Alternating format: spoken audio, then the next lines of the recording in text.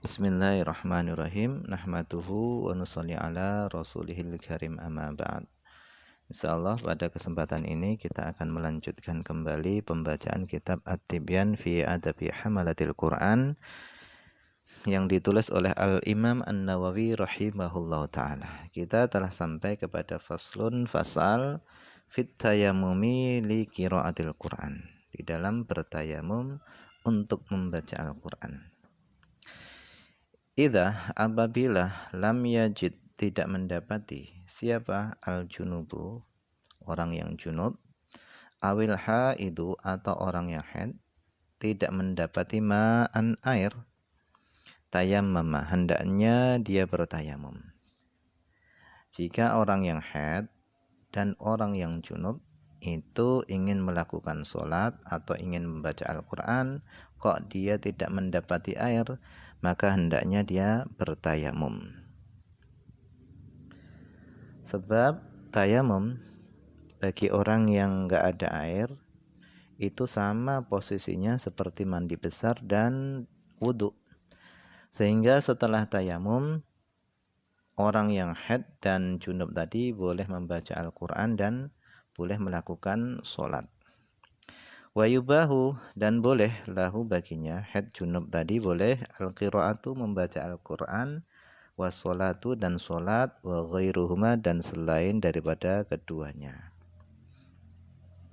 Fa in ahdatha maka jika dia berhadas, jika setelah tayamum yang niatnya tadi adalah mengangkat hadas besar, hadas haid dan junub, kok setelah itu dia berhadas kecil, misalnya buang angin atau kencing, maka hurimat alaihi sholatu, haram ke atasnya sholat. Walam tahrum akan tetapi tidak haram alaihi atasnya al-qiraatu membaca Al-Quran wal julusu dan duduk fil masjid di dalam masjid. Wa ghairuhuma dan selain keduanya mimma dari hal-hal la yahrum yang tidak haram alal muhdits atas orang yang berhadas. Kama idza tasala thumma ahdatsa sebagaimana ketika dia telah melakukan mandi besar kemudian dia berhadas. Sebagaimana dia itu seperti orang yang sudah mandi janabah, mandi mengangkat hadas haid atau mandi mengangkat hadas junubnya, setelah itu kemudian dia berhadas. Jadi intinya tayamum itu bisa menggantikan mandi besar dan wudhu ketika tidak ada air.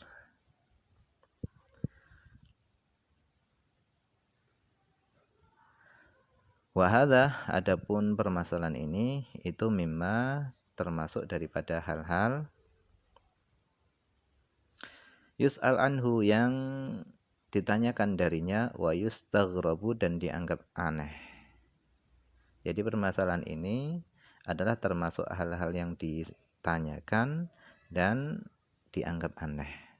Fayuqalu sehingga dikatakan junubun orang junub itu yumna'u dilarang minas sholah. Ada orang junub yang dilarang dari melakukan sholat wala yumna' min qiraatil Qur'an akan tetapi dia tidak dilarang dari membaca Al-Quran. Orang junub dilarang dari sholat tapi tidak dilarang dari membaca Quran dan tidak dilarang juga wal julus fil masjid min ghairi darurah, tidak dilarang dari duduk di dalam masjid tanpa ada darurat. Kaifa suratuhu bagaimana gambarannya? Fahadhihi suratuhu ini adalah gambarannya. Orang junub itu melakukan tayamum. Boleh melakukan sholat, akan tapi setelah itu dia berhadas kecil. Otomatis junub tadi boleh membaca Al-Quran tapi haram baginya mengerjakan sholat. Nah ini gambarannya.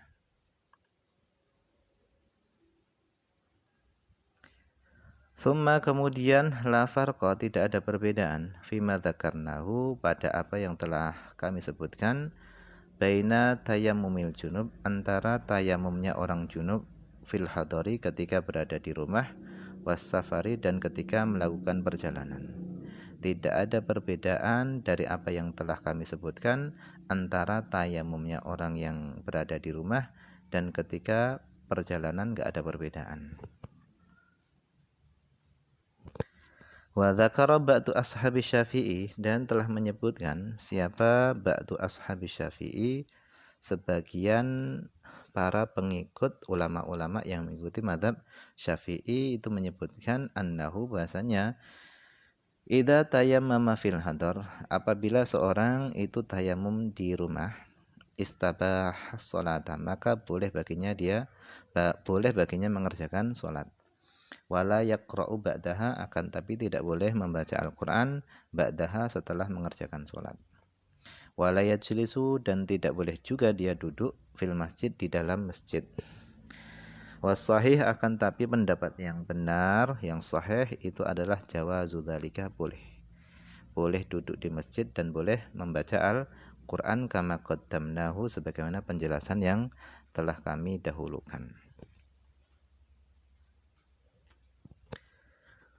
Walau tayammama, seandainya seorang bertayamum, waswalla, dan dia mengerjakan sholat, wa qara'a, dan dia membaca Al-Quran, thumma ra'a ma'an, kemudian dia melihat air, misalnya setelah tayamum, sholat dan baca Quran, turun hujan, maka yalzamuhu isti'maluhu, maka wajib baginya menggunakan air. Karena tayamum itu menjadi batal disebabkan salah satunya adalah dengan melihat air. Fa innahu, sesungguhnya dia itu yahrum, haram alaihi, atasnya al-qiraah, membaca Al-Qur'an, wa jami'u ma yahrum alal junub hatta yaghtasila, dan seluruh apa yang haram atas orang yang junub sampai dia mandi.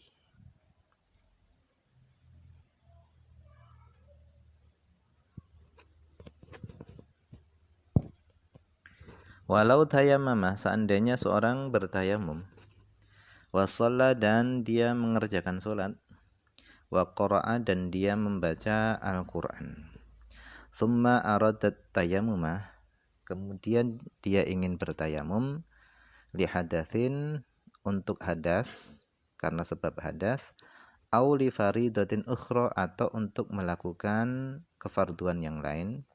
Jadi tayamum itu hanya untuk satu tayamum itu hanya untuk boleh digunakan satu fardu.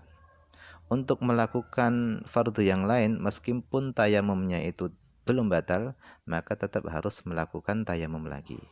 Akan tapi satu tayamum itu boleh digunakan untuk kesunahan sesukanya, sebanyak-banyaknya boleh.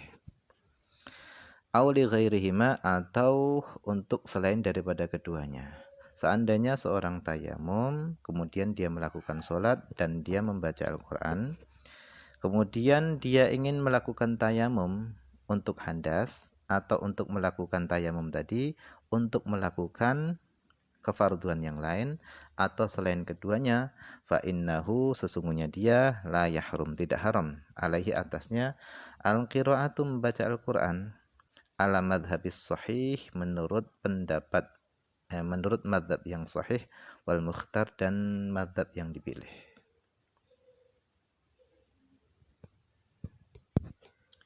Wa fihi, dan di dalam masalah ini ada wajhun, satu pendapat, li ba'di ashabi Syafi'i, bagi sebagian para pengikut Syafi'i, madhab Syafi'i, annahu, yaitu la yajuz, tidak boleh.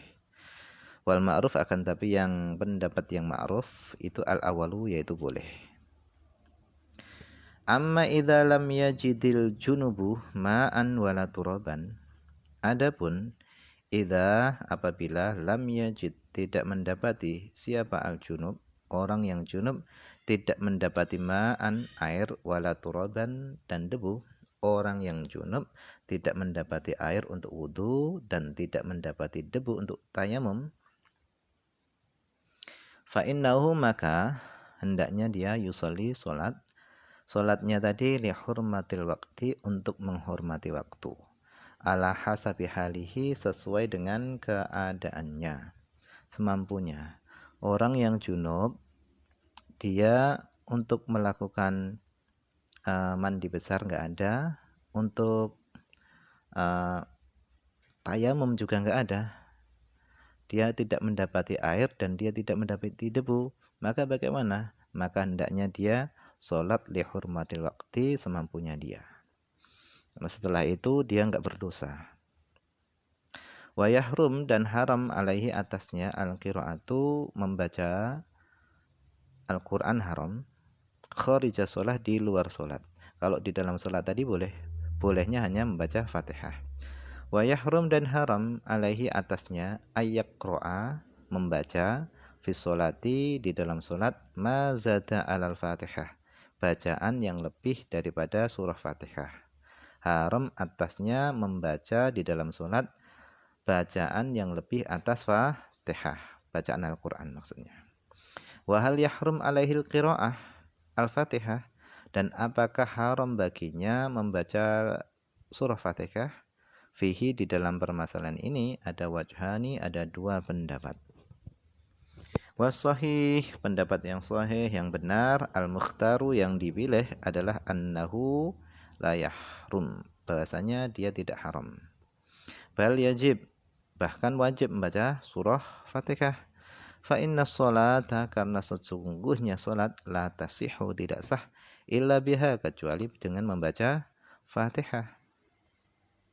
Kama jazatis sholatu lid-darurah ma'al janabah tajuzul qira'ah, sebagaimana salat itu diperbolehkan karena darurat bersama dia dalam keadaan junub, boleh tajuzul qira'ah, boleh juga membaca surah Al-Fatihah. Itu pendapat yang pertama. Wathani, pendapat yang kedua, la yajuz, dia enggak boleh membaca surah Fatihah.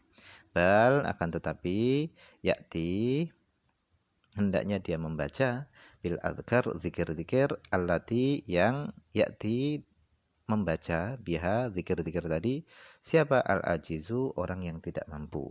Alladzi, yang la yahfadhu syai'an minal Qur'an, yang dia tidak hafal sedikit pun daripada Al-Qur'an. Kalau ada orang yang sholat yang dia tidak hafal sedikit pun daripada Al-Quran, misalnya seorang mu'alaf yang baru masuk Islam, dia melakukan sholat, otomatis dia belum hafal sedikit pun daripada Al-Quran, maka Fatihahnya, bacaan Fatihahnya itu diganti dengan zikir-zikir semampunya. Misalnya dia setelah takbir langsung zikir subhanallah, subhanallah, subhanallah. Diperkirakan subhanallahnya tadi, zikirnya tadi panjangnya seukuran surah Al-Fatihah. Li'anna hadza, karena sesungguhnya ini orang yang junub tidak mendapati air dan tidak mendapati debu untuk bertayamum, itu ajizun, orang tadi itu ajiz, lemah syar'an, secara syariat, karena tidak mendapati air untuk mandi dan tidak mendapati debu untuk bertayamum. Fasara, maka menjadilah dia itu kal ajizi hisan, seperti orang yang lemah secara nyata. Waswab, akan tetapi yang benar itu al-awwalu, yang pertama, pendapat pertama, boleh baginya membaca surah Fatihah. Wa hadhil furu', dan adapun cabang-cabang fikih ini, allati dzakar tuha, yang telah aku sebutkan, itu yuhtaju ilaiha, dibutuhkan kepadanya.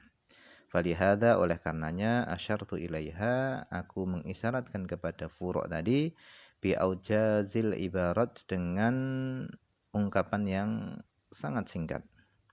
Wa illa, kalau enggak tak ungkapkan dengan sangat singkat, falaha, maka furu' tadi memiliki adillatun, dalil-dalil, wa tatimmatun, dan kesempurnaan-kesempurnaan, katsiratun, yang banyak, ma'rufatun, yang terkenal, fi kutubil fiqhi, di dalam kitab-kitab fikih. Wallahu ta'ala a'lam. Jadi luar biasa, kata Imam Nawawi, cabang-cabang fikih yang barusan saya sampaikan ini saya buat dengan sangat ringkas. Kalau enggak, maka bagi cabang-cabang tadi memiliki dalil-dalil, kesempurnaan-kesempurnaan faedah yang banyak, yang terkenal di dalam buku-buku fikih. Intinya nanti akan menjadi panjang.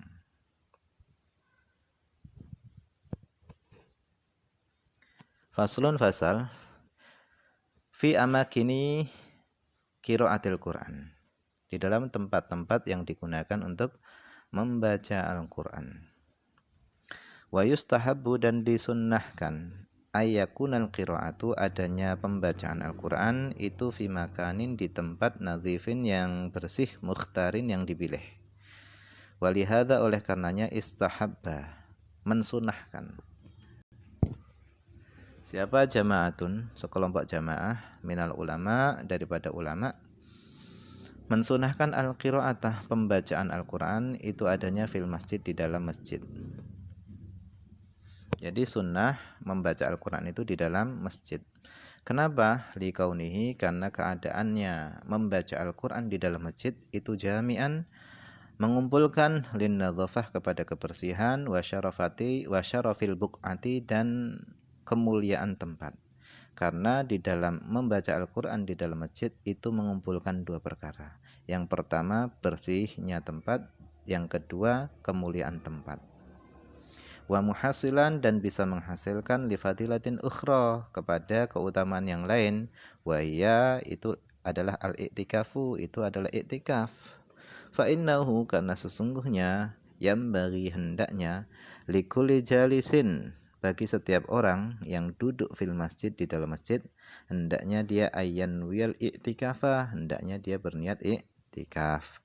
Sawaun kathura julusuhu au qalla, baik duduknya itu lama atau sebentar, hendaknya orang yang duduk di dalam masjid itu berniat i'tikaf. Bal yang bagi bahkan hendaknya awwala dukhulihil masjidah, hendaknya pertama kalinya masuknya dia ke dalam masjid hendaknya dia ayyan wal i'tikafa, itu berniat i'tikaf. Wa hadzal adab adapun adab ini itu yang bagi hendaknya ayuk tanabi, hendaknya diperhatikan wa yusya'a dan hendaknya disebarluaskan zikruhu penyebutannya wa ya'rifuhu as-sighar wal awam, sehingga anak-anak kecil dan orang awam itu mengetahui adab-adab tadi.